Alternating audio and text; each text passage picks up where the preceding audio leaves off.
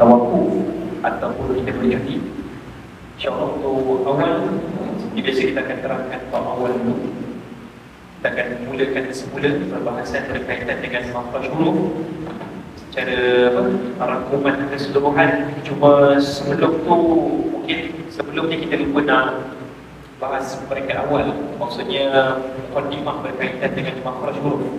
Baik, bismillah. Allahumma salli wa sallim ala sayyidina Muhammad. Bila kita sebut tentang ilmu tajwid, maka dalam ilmu tajwid itu ada 4 teras yang perlu dipelajari. Disebut tajwid apa dia? Tajwid. Maka dalam ilmu tajwid kita ada 4 perkara, 4 perbahasan besar yang perlu diuraikan, di awal. Baik, yang pertama tentang makhraj huruf.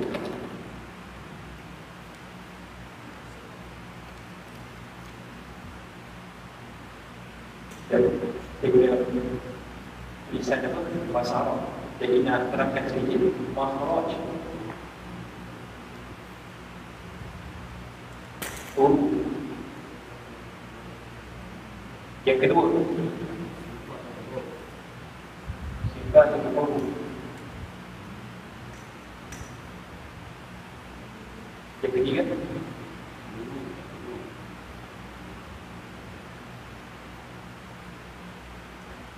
ahkam al-rumun, hukum dia. Yang keempat, ahkam al-mad. Baik, Allahumma salli wa sallim ala sayyidina Muhammad. Kita dapat perbahasan keras yang perlu kita belajar awal. Yang pertama adalah makhraj huruf.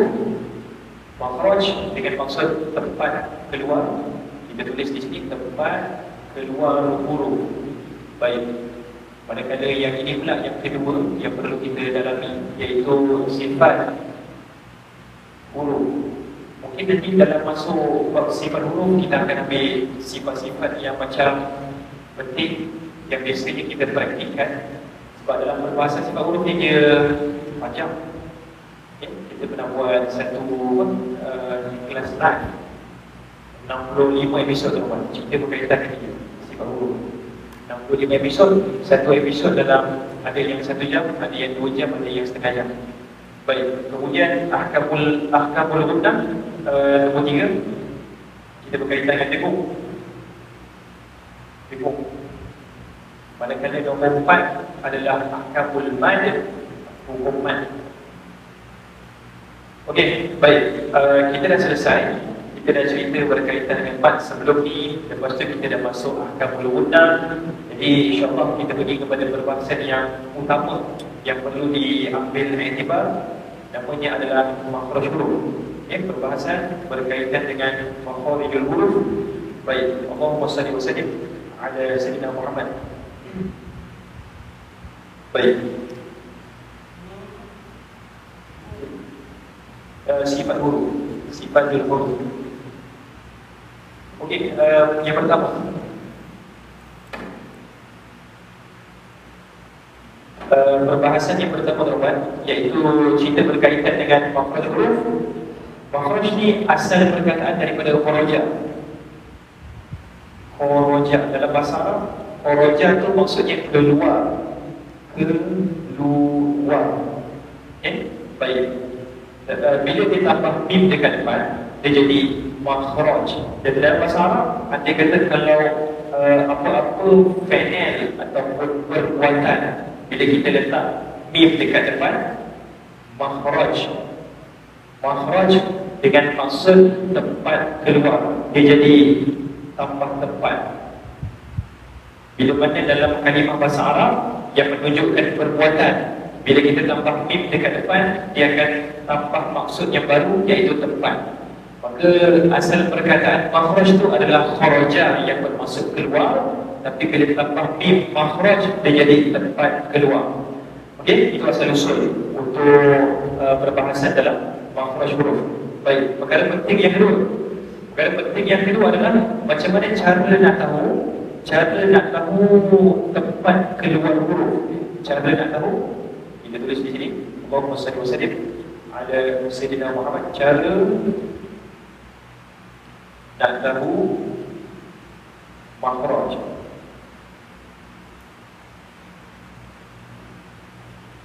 Baik, contohlah masa awal-awal kalau awal-awal belajar, ini yang selalu dibahaskan, cara untuk mengetahui makhraj huruf. Makhraj bagi sesuatu huruf adalah Allahumma salli wa sallim ala Sayyidina Muhammad.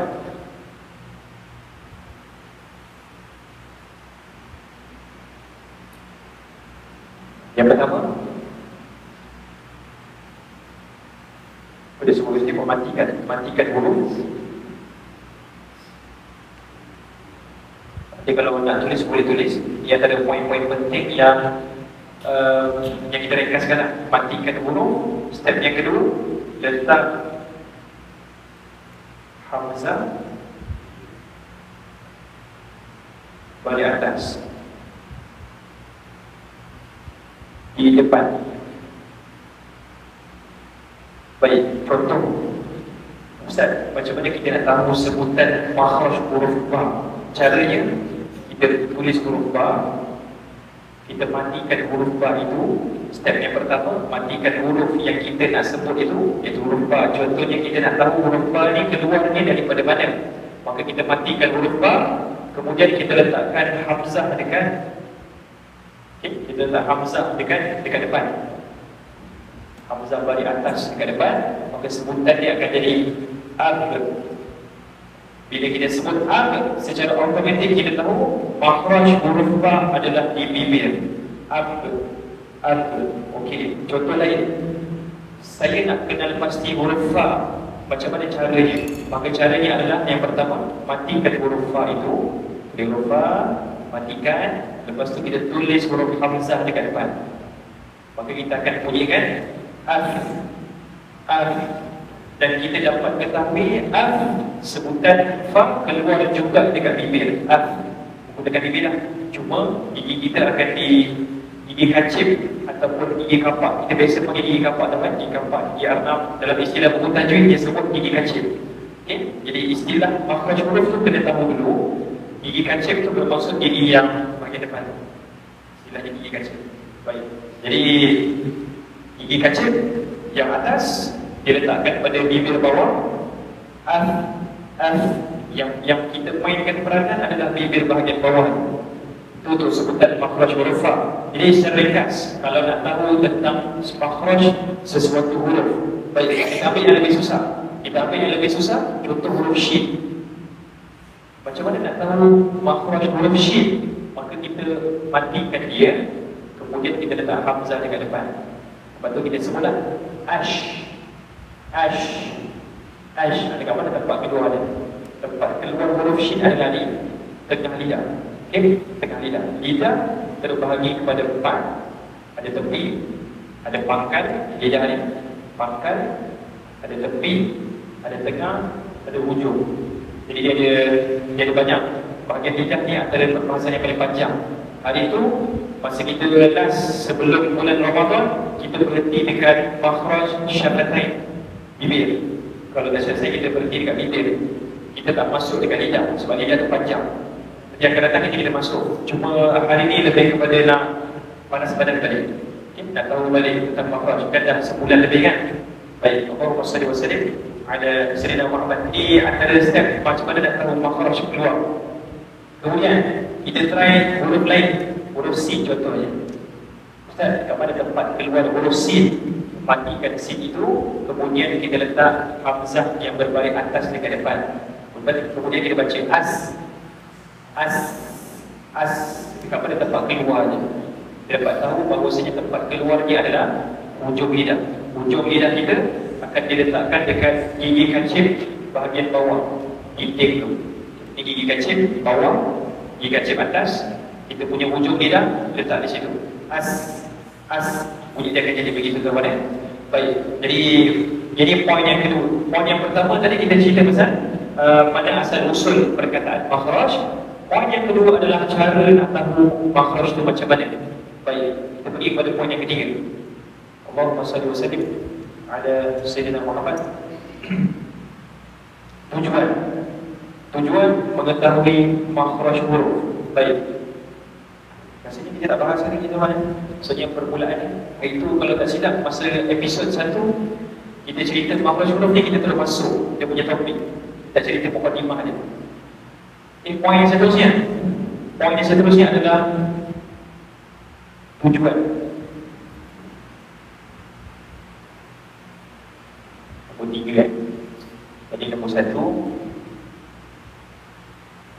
ini nombor 2. Hari ini kita belajar beberapa poin tuan. Ini nombor 3, tujuan mengetahui makhraj huruf. Ada yang bertanya, Ustaz, kenapa sibuk-sibuk kita nak belajar pasal makhraj huruf? Kan boleh kita terus direct baca Quran tu. Tak belajar makhraj pun kita belajar setelah. Kenapa perlu kita belajar makhraj juga? Baik kan? Ada 2 poin besar. Kenapa kena belajar makhraj huruf? Poin yang pertama, Allahumma salli wa sallim ala Sayyidina Muhammad. Saya buat bawah. Poin yang pertama,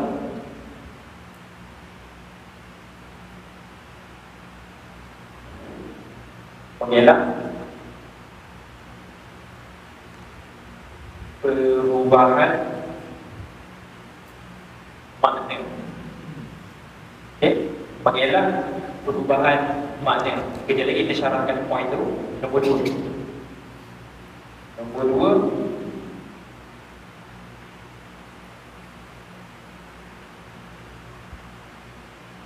membezakan huruf.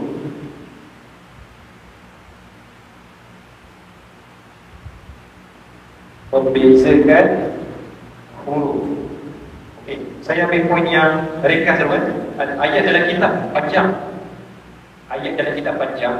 Jadi kita ambil ringkas untuk nota. Baik.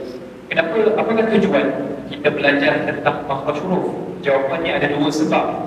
Sebab yang pertama, supaya kita nak elak daripada perubahan makna dalam Al-Quran. Baik, kita bagi satu contoh kepada anda. Mungkin sebelum ni kita dah pernah bagi, tapi kita bagi lagi sekali. Ada satu ayat Al-Quran yang famous, bila orang baca tu kadang-kadang dia tersalah sebut.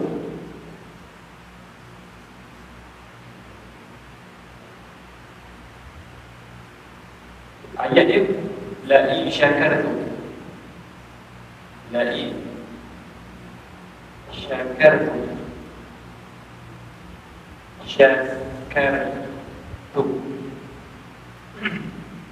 okey, baik. Kemudian ada sedikit lagi, la azidannakum.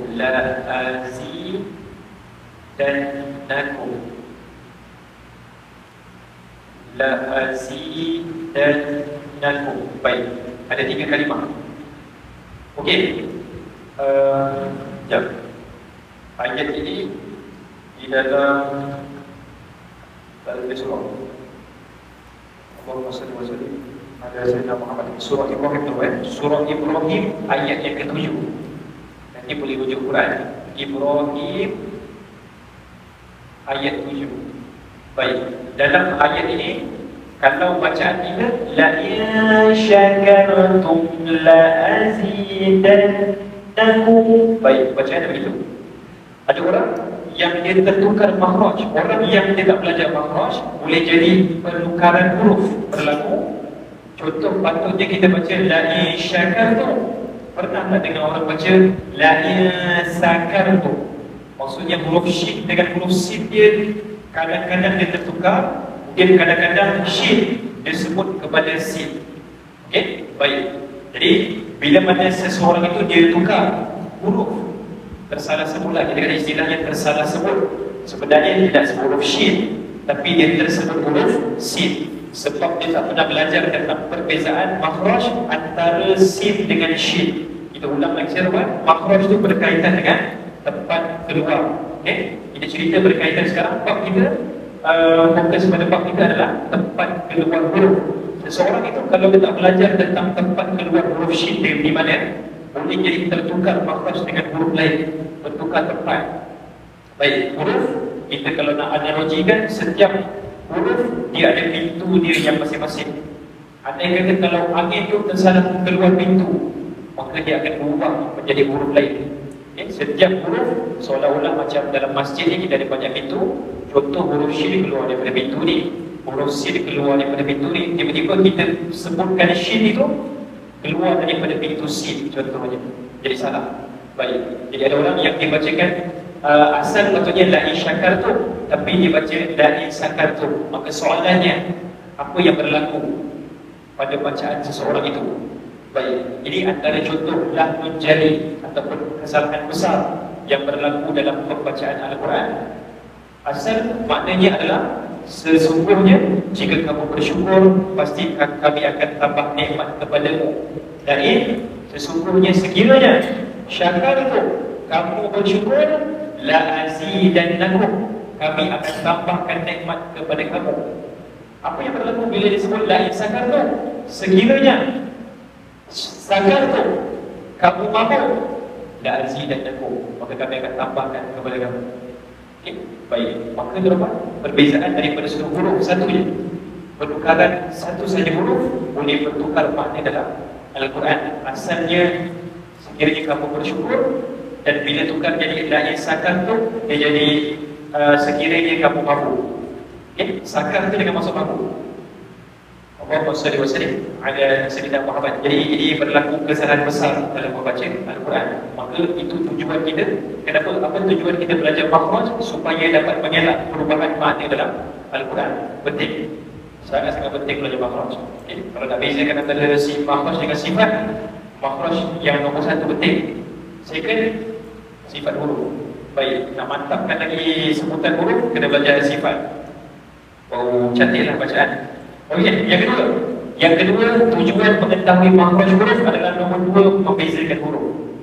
Baik, Allahumma salli wa sallim ala sayyidina Muhammad. Dalam bahasa Arab ada beberapa huruf yang kita macam keliru. Kita bagi 3 contoh. Kita bagi 3 contoh. Allahumma salli wa sallim ala sayyidina Muhammad. Saya tahu mana? Saya buang sebenarnya. Dia pada saya pada yang ini.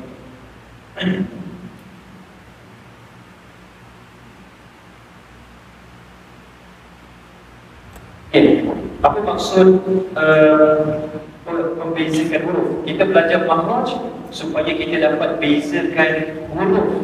Contoh huruf yang sukar, khususnya orang Melayu, untuk bezakan, yang pertama adalah huruf hamzah, dengan huruf ain. Hamzah dengan ain. Baik. Yang kedua di antara yang sukarlah huruf qaf dengan huruf, ya betul, dengan huruf kaf. Contoh lagi satu, apa dia? Satu lagi tadi lupa pula. Yang antara yang hardcore atau apa? Yang C dengan sot tu betul. Cuma di antara yang hardcore yang 3 ni, ha pedas dengan ha bulat. Ha simpul, ha bulat. Baik. Di antara yang susah. Yang lain ada lagi.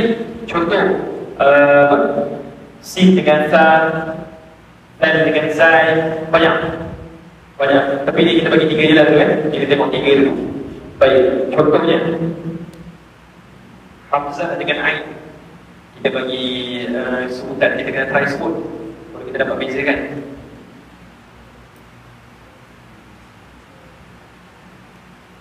Contohnya, kalau kita baca hamzah ini dan kita baca ain ini, biasa kita buat praktikal, kita minta untuk orang baca lah kan. Baca sama-sama je. A, I, jadi U, sama. U. Baik, untuk sebutan huruf hamzah mudah. Sebab dia sinkronis ataupun sama macam A dalam bahasa Melayu. Kita sebut huruf A macam sama macam huruf hamzah. Lebih kurang. Ada beza sikit lah, sikit kan, tapi lebih kurang. A, I, U. Baik, tak susah. Yang susah huruf ain. Baik, A, ain, au, Auf. Baik, maka soalan, apakah perbezaan antara hamzah dan ain? Jawapannya, kalau hamzah dua-dua ni sama makhraj, kerongkong, keluar daripada kerongkong. Dua-dua huruf ini hamzah dengan ain keluar daripada kerongkong. Kerongkong adalah dari sini. Semua kerongkong ni. Baik. Cuma bezanya adalah kalau hamzah keluar daripada kerongkong bawah, a, i, u. Tapi kalau ain keluar daripada kerongkong bahagian tengah, a, ain, au. Bahagian dari sini namanya. A, ain, au. Baik, disebutan huruf ain. A, ain, au. Baik. Okey, itu contoh yang pertama yang susah beza. Kita ambil satu basic dalam ayat dalam Quran yang hari-hari 12 kali wajib kita baca. Dan kadang-kadang kita tersalah sebutkan dekat surah Al-Fatihah. Ya, tepat sekali. Okey, satu ayat, iaitu ayat yang kedua dalam surah Al-Fatihah. Alhamdulillah Rabbil Alamin.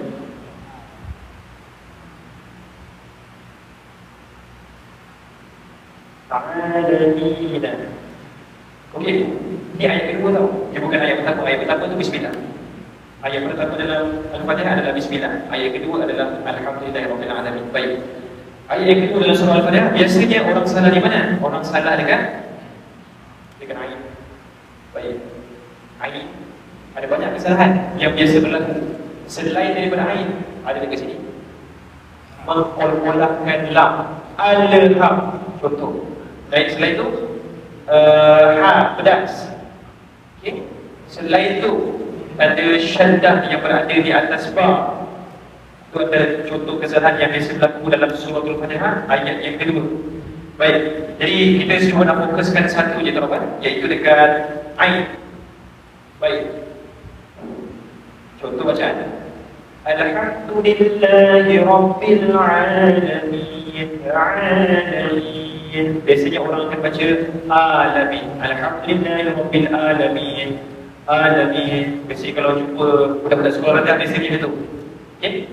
Baik, jadi kita betulkan makhraj dengan sebutan Rabbil Alamin. Soalan, Ustaz, adakah bakal berlaku pertukaran makna sekiranya kita menyebutkan ain ini dengan hamzah? Jawapannya ya, akan berubah makna tuan-tuan. Okey, baik. Contoh sekiranya Allahumma salli wa sallim ala sayyidina Muhammad. Contohlah, dia kata kalau orang tu sebut begini,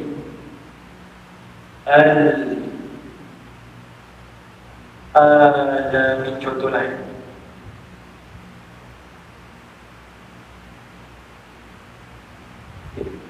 Ini bacaan yang salah. Alamin ini bacaan yang salah. Baik. Maknanya Alhamdulillahirabbil alamin dengan maksud segala puji bagi Allah. Okay? Rabbi, Tuhan, alamin, sekalian alam.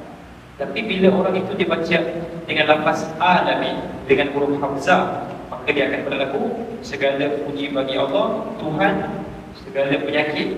Alamin dengan maksud penyakit, teman-teman. Alamin dengan maksud penyakit. Jadi berlaku pertukaran makna dalam Al-Quran, dan ini termasuk daripada lahnun jali, hukumnya berdosa. Okey, baik. Sama juga macam yang dari la isyakar tu, dia tukar jadi la isakar tu pun sama juga hukum berdosa, sebab dia dalam perbahasan lahnun jali. Lahnun jali itu maksudnya kesalahan besar, sebab dia berlaku pertukaran makna dalam Al-Quran. Dia ada satu lagi namanya lahnun khafi. Lahnun khafi itu maksudnya kesalahan kecil.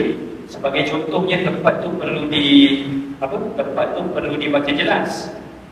Nun tu kena baca jelas, tapi dibaca dengung. Contohnya, dia jadi lahnun khafi, makruh.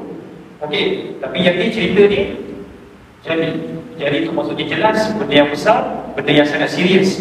Baik, sebab itu penting belajar makhraj huruf. Kita bagi tahu lagi sekali tuan, apa tujuan kita mengetahui tentang makhraj huruf. Kenapa nak kena belajar makhraj? Yang pertama, supaya mengelakkan perubahan makna dalam Al-Quran. Yang kedua adalah untuk membezakan huruf-huruf yang hampir sama tapi sebenarnya sangat berbeza. Baik, tadi kita bahaskan tentang hamzah dengan ain, kemudian qaf dengan kaf. Sangat berbeza. Kalau qaf dia tinggi sikit, qi, tapi kalau kaf bawah, ka, ki, ku, itu huruf kaf. Tapi nanti kita akan pergi satu persatu huruf. Kita akan pergi satu persatu huruf. Cuma hari itu rasanya kita dah pergi dah dengan hamzah dengan ain kan sebelum ni. Kemudian ha dengan ha pula ni, ha, jadi ha, jadi beza. Dekat situ ada perbezaan daripada sudut bunyi. Okey, Allahumma salli wa sallim ala Sayyidina Muhammad. Okay, selesai. Itu poin yang ketiga yang kita belajar malam ni. Kemudian Allahumma salli wa sallim ala Sayyidina Muhammad. Okay, istilah-istilah. Okay, rasanya itu yang penting. Antara istilah-istilah yang perlu kita ketahui teman-teman, antara istilah-istilah yang perlu kita tahu, antaranya adalah gigi kacil. Dekat bawah lain, gigi kacil.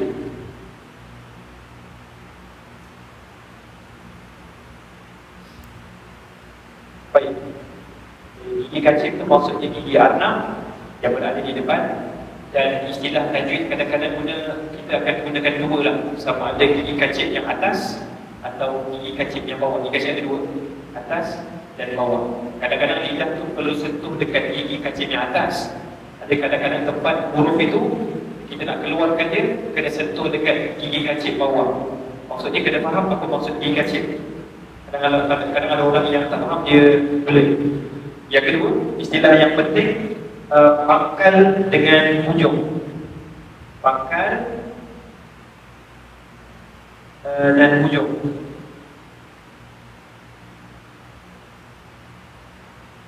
Istilah yang biasanya orang akan keliru adalah pangkal dengan hujung. Baik, pangkal dengan hujung ni dia akan guna istilah tu dekat gigi, dekat lidah pun akan guna juga. Contoh, lidah, dia jadikan lidah contohnya, di lidah. Lidah hujung adalah bahagian depan, pangkal adalah bahagian belakang.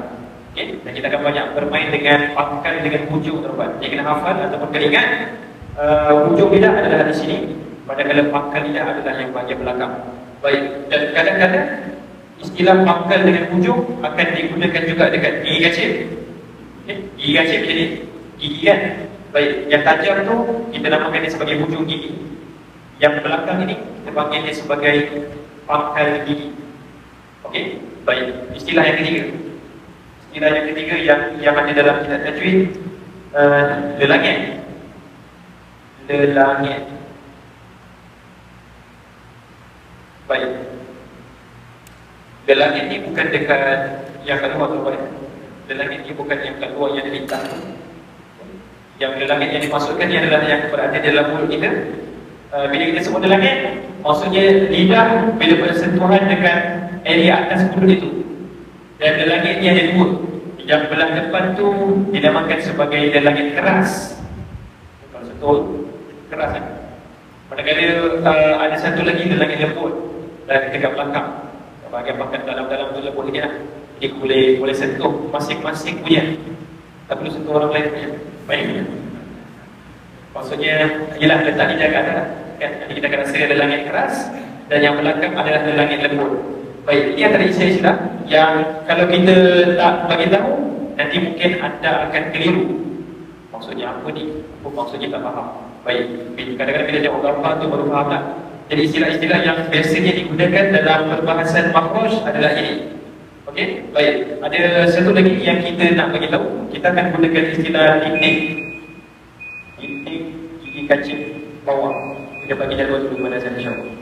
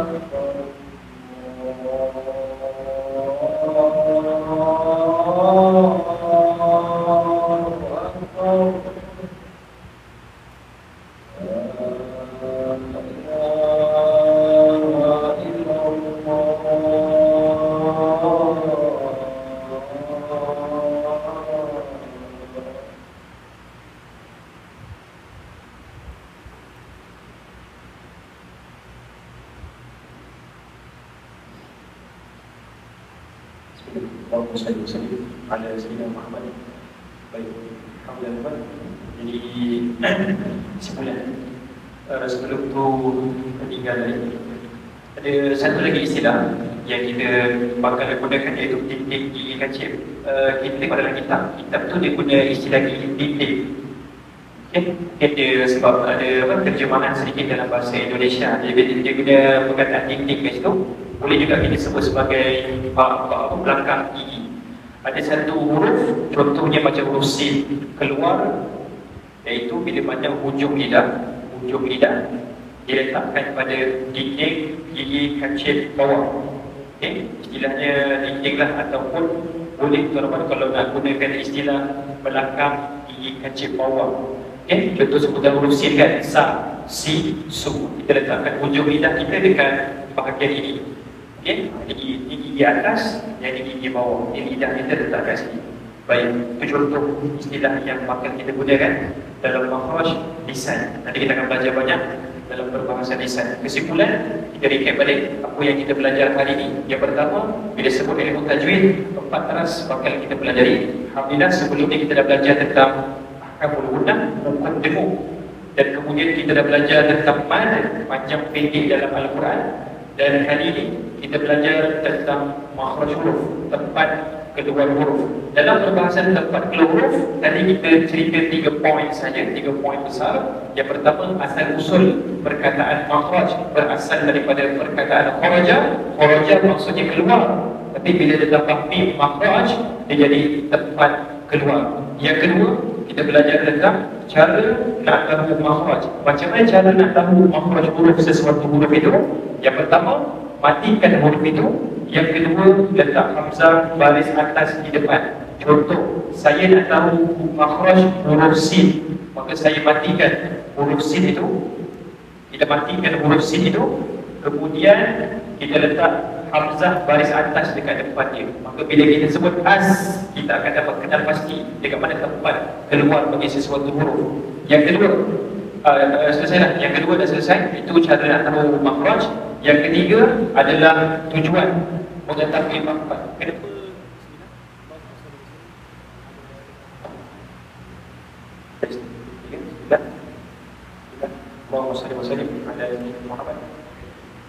Okey, baik.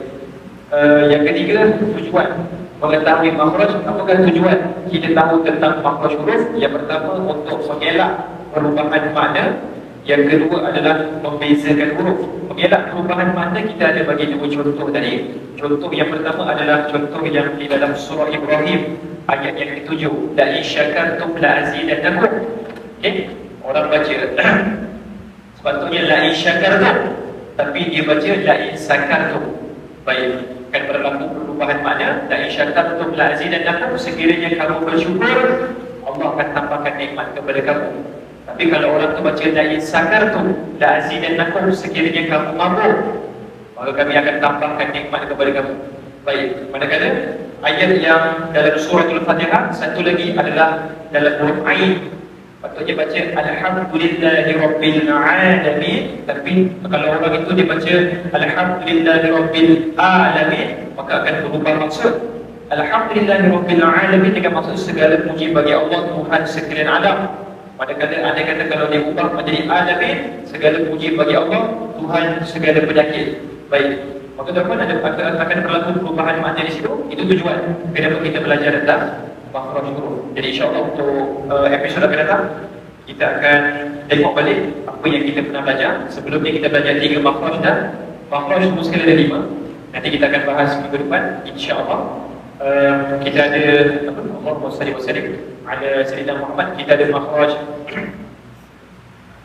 halqi, al-jawf, al-lisan, syafatain, khayshu. Kita ada makhraj kerongkong, semua sekali lah. Yang kita dah belajar sebelum ni, jauh, rongga mulut.